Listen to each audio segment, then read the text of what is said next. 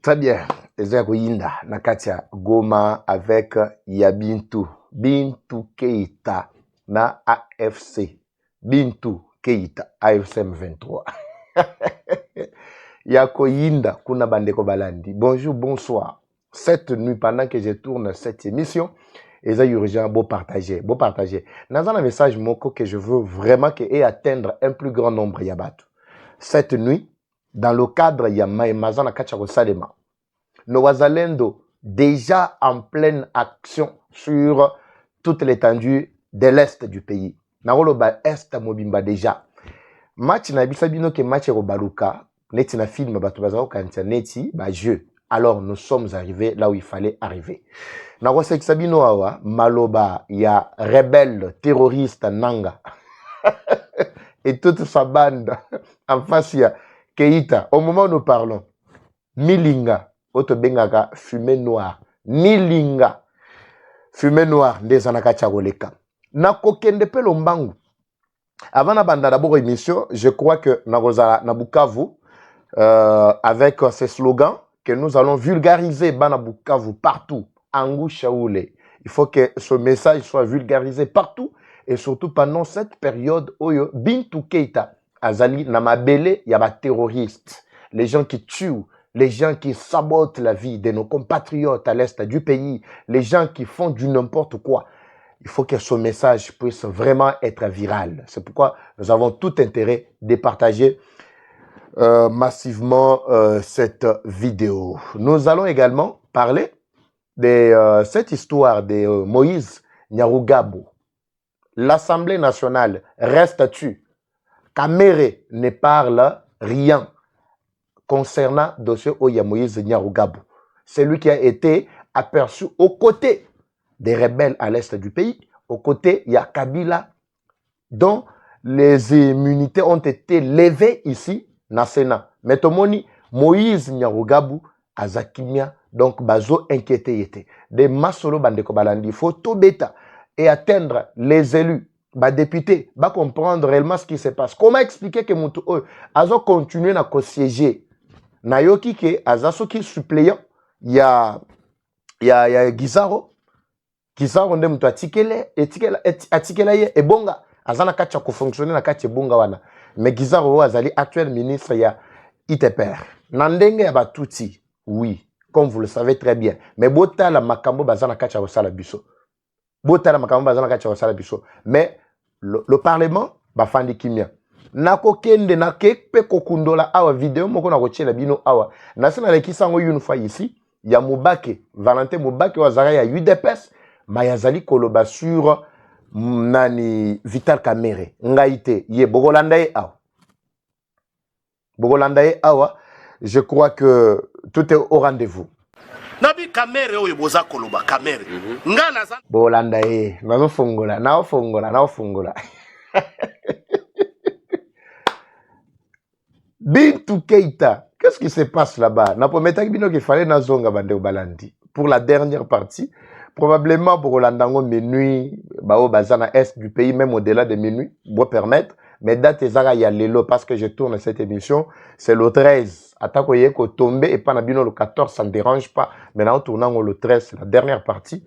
Vu ba préoccupation tous avec qui dans yango. Mais avant d'aller caper le mango, pour na souhaitaki joyeux anniversaire te na Fachi Beton, il faut taper na kacha commentaire très rapidement. Joyeux anniversaire Fachi Beton, chef de l'État. Sengeli pe ACP la place à Zouami akewapi abungi les sous. Botie la biso Fachi Beton, joyeux anniversaire et ça la paix va bien mon boye. To se pela mona e, to se pela don dege zala la bino mo boye bi. Alors joyeux anniversaire na chef de l'État Fachi Beton place à Zouami. Moi, Mboka, le 13 juin, Lelo, toujours clôturé. Troisième partie à Lelo, dans l'émission Oyo, tout en vous souhaitant en tout cas les meilleures des choses. Comment na kacha commentaire? Ato komagi déjà dans l'émission Eleka, ozo komalsu na Oyo, yé mon répétant au mona, nengo souhaité, yé joyeux anniversaire, na kacha ba commentaire, vous salé, pe ba bien mon oboy. Ba bien, vous senti pe ba bien. Fachi bébé. Donc, Fachi a beau tamine de Lelo. Il faut, moi, joyeux anniversaire, il y a bien, ça le va bien, mon boy. Bandeko balandi, tozo fongo la match. Match na biso, ya mkoro malelo. Kuna ezabenda bika. Keita, ya Bintu. Ya Bintu Keita. Kuna na vie nanga. Donc bakutani ya Bintu ya nanga. Bango mibale kuna benda bika. Bintu reste catégorique avec le seul message qu'elle a apporté des États-Unis, conjointement avec l'ONU. En tant que représentante spéciale, il y a secrétaire général aux Nations Unies, Bintu est obligé de passer le message des États-Unis où il va décider. Je vous avais déjà parlé depuis 3-4 jours, Bandeko Balandi, qu'il y a déjà une lueur d'espoir au bout du tunnel où les Congolais ont gagné Bitumba. Mais pour ne comprendre, ils ont une mutualisation des forces. Yom toza ulanda biso na musika, boye ba ke Bitumba o toza na kati ya ko gagner, eza kaka na front mon côté, eza na ba front ebele. Na front diplomatique avec Kaikwamba na biso, na Fati Beto, na front militaire, na ba FARDC na biso pe na ba waza. J'avais lancé même le message ici concernant soutien na biso na ba wazalendo. Na tela ki bino message na bango awa, ndenge déjà ba bongani pour être récupération ba vie na biso et salema. Ozana moi eloko contacter biso numéro yango wana en tout cas au participer pe na action oyo. Alors, Bitumba pe eza sur le plan médiatique. Ba oyo pe balaka pe kono ba koki ko kanisela batu o ba pesa bango ba information ya solo na ba source ya solo neti Eva Patrick TV bo pesa biso crédibilité. Vous êtes au-delà, je dis au-delà même plus de 90 000 abonnés. Bawo basako pesa biso makasi mais plus de 100 000 200 000 vu bateau batala kabiso régulièrement. To pesa biso ba information bien vérifiée, bien fouillée mais tout en détruisant le mensonge de l'ennemi. Na ba front nyonso na uchuko tangela bino Bandeko Balandi, la victoire est en train de se dessiner. Bana Bukavu, Bana Goma, Bana Est Mobimba Place Bazouami. J'ai vu cette solidarité-là à un certain moment avec les Tutsis. Les Tutsis qui étaient en train de soutenir les Raids de Tabara, les Tutsis burundais et les Tutsis rwandais qui étaient en train de soutenir les M23. Ceux-là qui sont aux États-Unis, France, diaspora Mobimba, Bazala qui se mobiliser, tenir ba réunion, kosala ba récolte, kotinde la kabande kona bango, bao bazana ba front nyonso. Bazali pe ko soutenir ba média, basali unité moko ya makasi. Avant kutu kenanga aya kokota na solo oyo, bazwa plus de 700 médias oyo ezali prise en charge. Unité na bango wana nazala ko sepela yango. Na sepela ki nango na tina nini pona monike bazala ki uni complètement pour la cause au bango bazali ko juger selon bango ke zalaki noble. Mais biso ba etoza na kati ya raison, mais à un certain moment nous semblons être un peu divisés Bandeko Balandi. Pourquoi? Parce que quand on a lancé un message Jaboé, aucune réaction au retour. Et zali ko la kisa ke tozo ta la situation on a musika. Mais ici je m'adresse aux Congolais valeureux. Ba oyo ba sepelaka na auto salaka, ba o bazo sepela na ba waza. Ba o baza engagé pour nous participer d'une manière ou d'une autre. Pena Bitumba auto sana kati yakobunda à l'est du pays. Et tous les fronts auto fongola ki Bandeko Balandi. Je vous assure que la victoire est certaine, la victoire est en cours au moment où nous parlons. Bako Sabinote. Coup de chapeau na Fati Beton, malgré azo célébrer anniversaire naïe, Mukolo Mwalelo na kati ya Lualaba. En tout cas, bien de bonnes choses à ces grands combattants. Naba onyo so bantouré yo, Madame Dipo. Place aux Zouami, Bambote Bele, Binotou na kati ya Lualaba, bozo sepela, Maître Stéphane, bozo sepela, na mini chopo, bozana bébé kuna, bozo sepela. Ensuite, Keita a pesi message. Si ma copie ce message, Nanga n'avait plus de choix. Mais ils étaient déjà convaincus que le Rwanda était dans l'obligation de retirer toutes ses troupes à l'est du pays. Mais Kabila continuait à entêter Nanga et toute sa bande. Koyebe sa bango ndenge nini. Et bolongwate ndenge zawana biso to kosi sa contrat na biso na Rwanda. Biso to yebi Amérique te, biso to yebi résolution 27 eza ya bango. Biso to yebi batu na bino wana te communauté internationale to yebi bango te. Soki balingi ba intervenir pour ko soutenir biso. Wana maloba ya Kabila azo yebisa Nanga. Yango basalaki likita na bango balobi bango bakolongwate. Mais Rwanda était décidé, il y a Kolongola la troupe naïe. Avant que secrétaire, et plutôt chef ya MONUSCO, Oyo Keita Bintu Aya.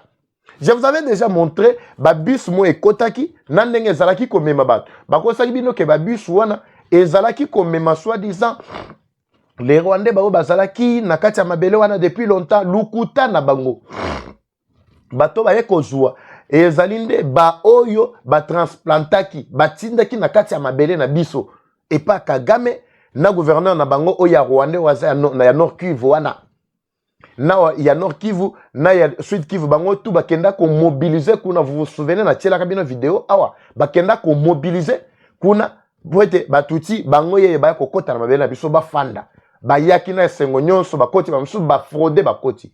Mais quand les États-Unis ont lancé ultimatum avant le 15, il faut que Barwandais nyonso bazonge pa na bango. C'est ainsi que bango va procéder d'abord par retirer les civils qui étaient là, connaissant déjà le danger. Parce que le danger déjà ezalaki qu'on se faire entendre entre Kabila et Kagame. Je vous ai expliqué depuis un moment que Boyo Kanye ezalaki te jusqu'à ce que Kagame ait kangelaye ba frontière. Alors ici Kabila ne voulait pas que Barwandais bazonga. Kagame alobino il faut na épargner na ba civil. Ba onyo so ba yaki mbangu ba bimisi bango mbangu ba oyo bazalaki paniquer po bus ezalaki ebelete ba bazalaki paniquer ba ke kokota na nini na maboko ya bawaza bawazalendo na front wana balingi bakita vers Uvira pour ko empêcher bango na bozomo na bango liboso wana na rotiera bino sombo koyoka après bake kokwea na maboko ya bana mboka les waza na kati ya Fizi Uvira avec objectif que bakende kokutana na ba Burundais. Ce sont des messagers ndenge bazana bakende kokutana ba Burundais ba pesa message na bango po Burundais bakota na bitumba entre bango na ba wazalendo.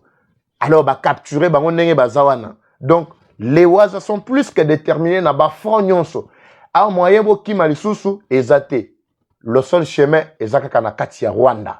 Alors nako bimisa o babandaki déjà ko bimisa olo ya liboso bazalaki kozonga.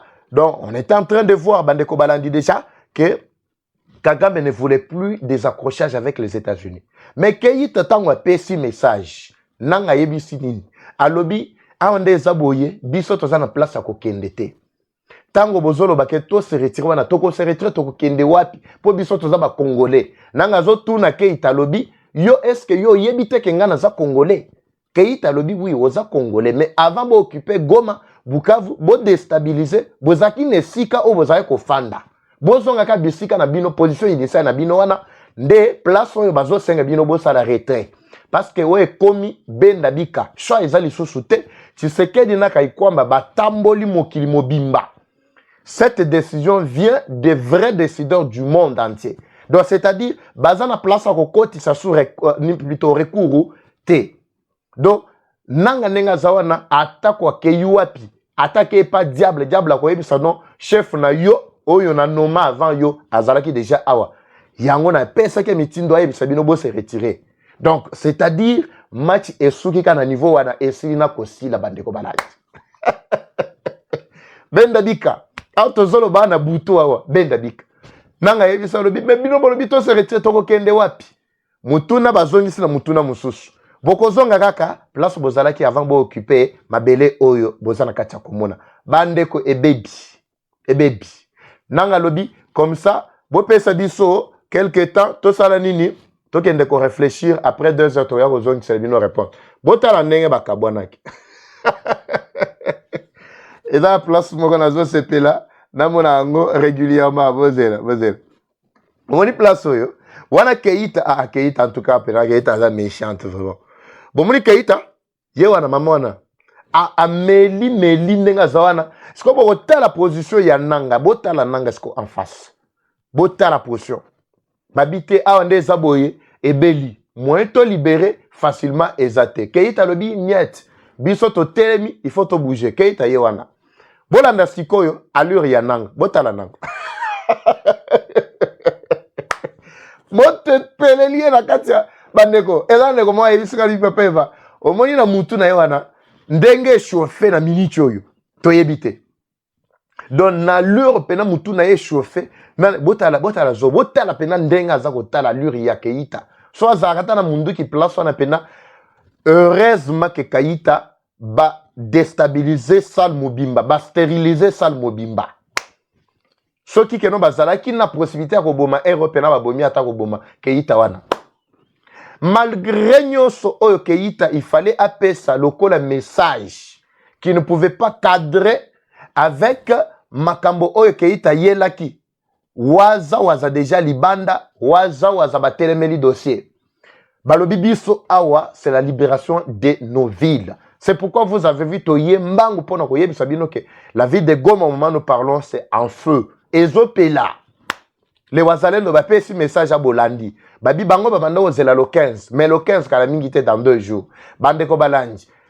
Les rebelles pensaient que ils allaient continuer toujours à nous terroriser, qu'on maintenir biso na katia étape wana. Mais au moment où nous parlons, combien se sont déjà retirés na baline de front na bango malgré butu baza fuite ya liboso baza wapi. Bokomona bango na mwa musika, bango na se ya nzete wana bango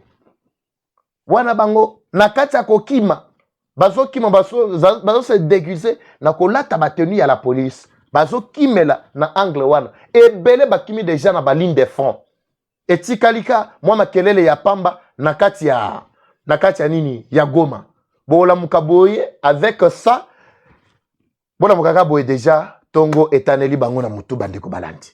Donc match ezanango bien avec l'arrivée ya Keïta tozo lande la situation nyonso. Tokopesa bino suite bandeko balandi na prochain numéro. Awa dossier ya Nyarugabo Moïse Nyarugabo.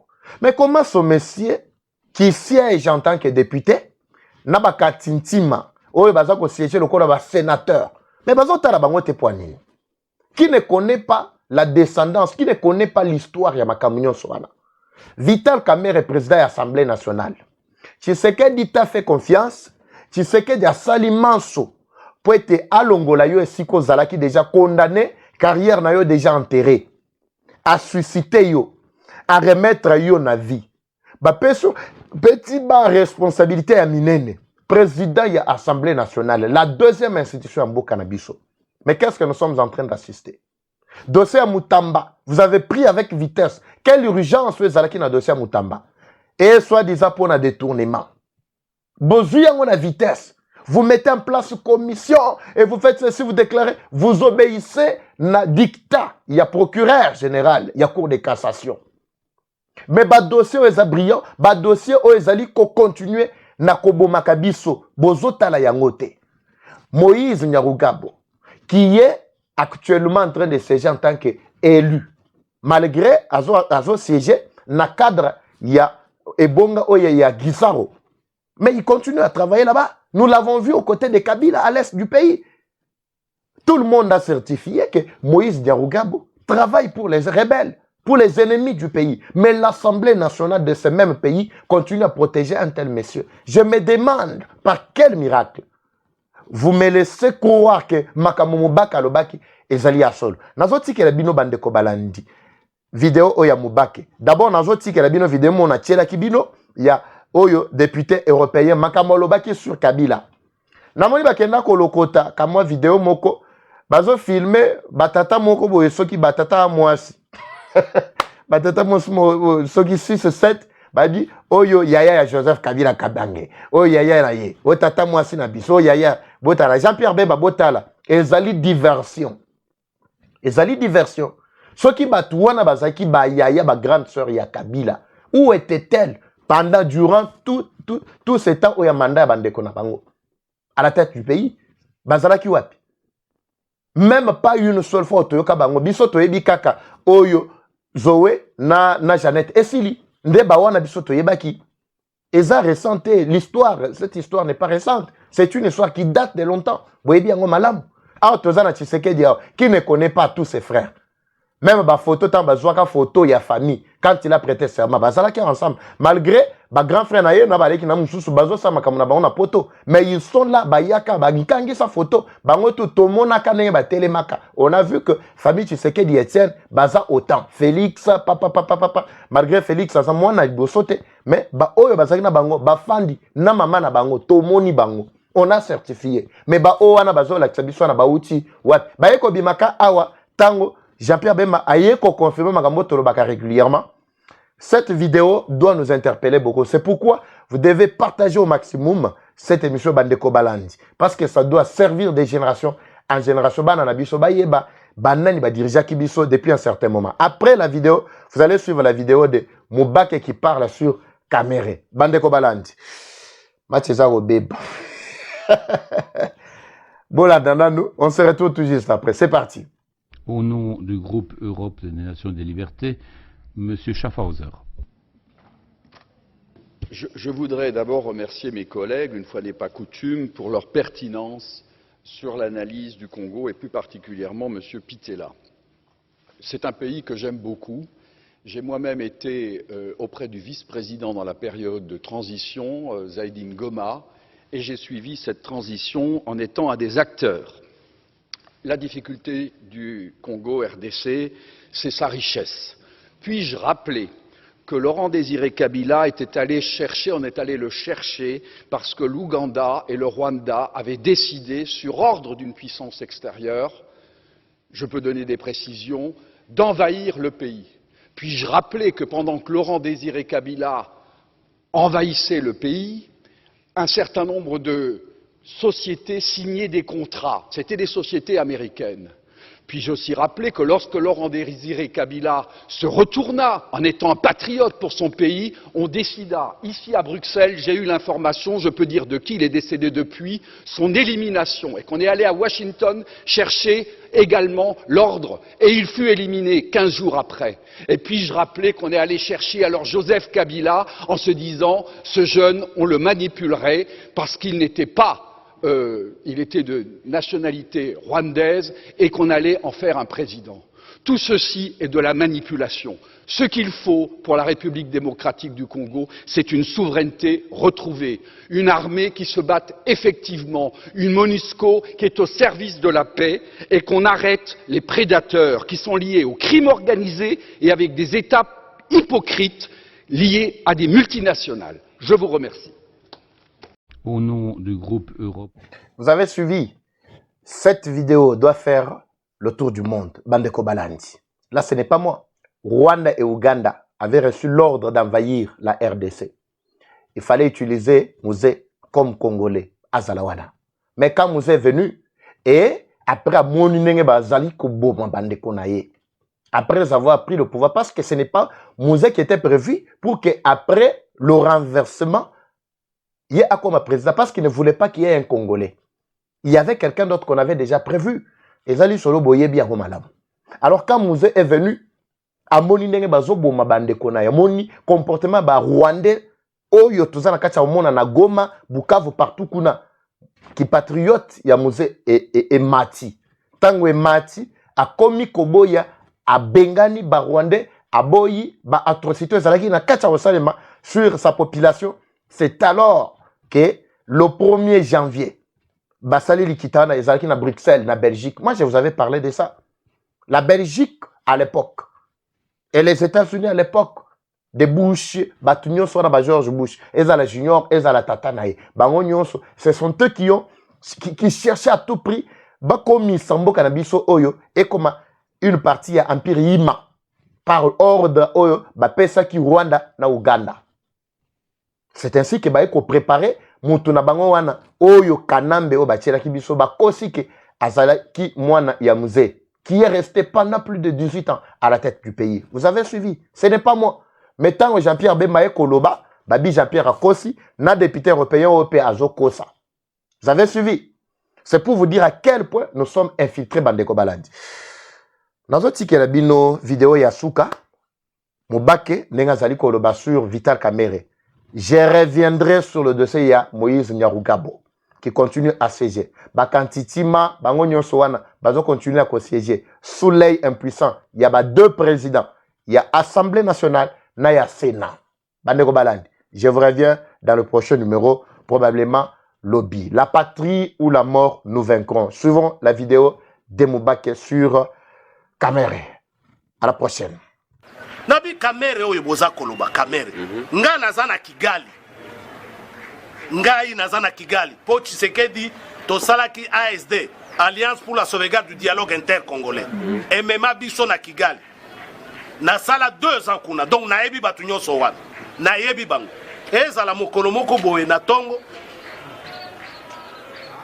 Officier moko rwandais abenginga abi yaka place moko boye. na hotel nakei kuna côté ya self service pembeni ya piscine nakoma kuna kamere ye oyo Didier Etumba ye oyo Katumba Mwake ye oyo. Donc les grandes personnalités de l'époque à Kinshasa. Oh. Alors, leur bango va moningai va comprendre que Barwandais va piéger bango. Pour les ko wana ezalaki invasion Rwando-Ugando-Burundaise. Invasion Rwando-Ugando. Sikoyo kamere lokola munoko na ezalaka pete boye soko diare. Abinanga Mubake toi ici.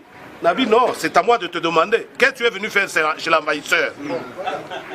Barwandais va katena koseka. Oh. Donc batu nyonso wana ba comprendre que ba piéger ki bango na ya kokuta bango. En fait, les attraper en flagrant délit. Baza kolia, ba telemi, ba Rwandais ba komi koseka. Natanga kutu kombo ya Rwandais moko ya kufaki Karege ya Patrick. Oazaki responsable la sécurité ya bango azalaki wana.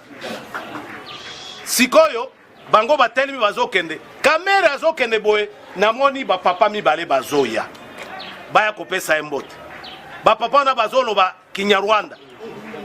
Mais devant témoin, yempe a telemi, sikoyo amoni akorevese, alingia mema bango musika. Bazolo banana Kinyarwanda, ba pesa ni yambi na bango wana, ba pesa na kawana, yempe bandiko loba na munoko, et puis akena bango musika. Karege alobi nanga omoni papa leki na yewa. Mais na